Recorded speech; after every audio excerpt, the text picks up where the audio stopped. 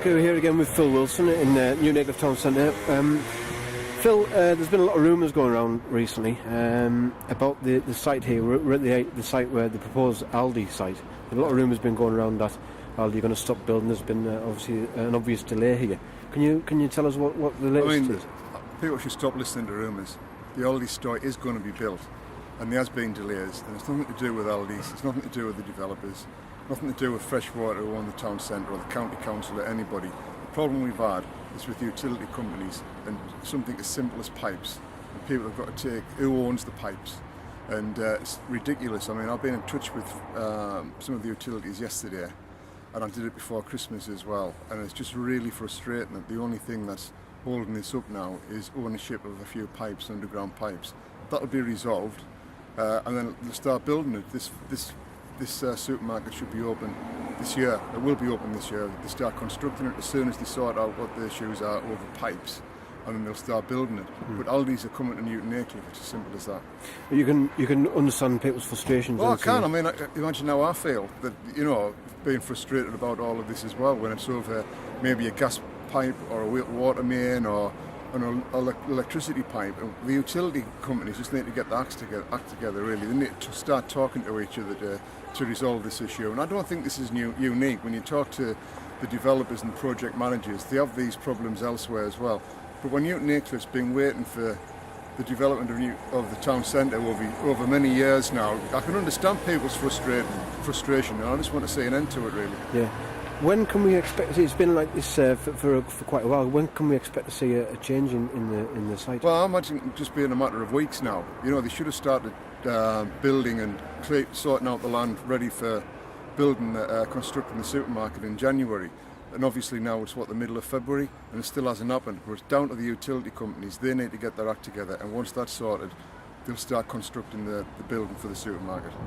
And what do you think Aldi will bring to the town centre? Well, they'll bring jobs, they'll bring competition to Tesco's, which I think people need, and more choice. And I also think the way it's going to be laid out will attract people into the town centre. They might come to Aldi's and then see how open the plan is or will be for the rest of the town centre. They'll come to Aldi's and hopefully go to the other shops in the town centre as well. And we've got one or two vacant lots on the town centre, and hopefully with Aldi coming to the area, that will attract other shops as well. Yeah, the town centre manager was quoted recently saying that there's other exciting plans in the pipeline for the town centre. What kind of plans are in the Well, I don't know whether all the plans they may have, but what I do know is what is planned for the area is that where the other end of the town centre, where the post office is, that row of shops there are eventually going to be demolished. People have leases, so they don't want to give up the shops until the leases run out. So they do have to take that into consideration. But that's going to be knocked down, and the whole kind of shopping centre will be opened up at both ends, because now when you go past it, if you're not from the area, you wouldn't think it was a shopping centre, because it's like, you know, it's inside out basically. The shops aren't facing outwards, they're facing inwards. And also the ramp is going to come down. They've told me they want to start doing that in the next few months, you know, sometime this year as well. So there is plans, and I think we're going to, you know, it's going to be a much better site than what it is now. But I can really understand people's frustration, and there's no one any more frustrated than me who's having to pick up the phone to utility companies to talk to them about who owns this pipe, when the developers themselves can't get any sense out of them. So I think after phone calls that are being made this week, hopefully that'll, you know, come to fruition in the next few days. Do you think a town the size of Newton Aycliffe, and obviously the development of the town over the last few years, do you think the development of the town centre is long overdue? Yeah, the town centre redevelopment is long overdue. You know, it was stalled back in 2006-07.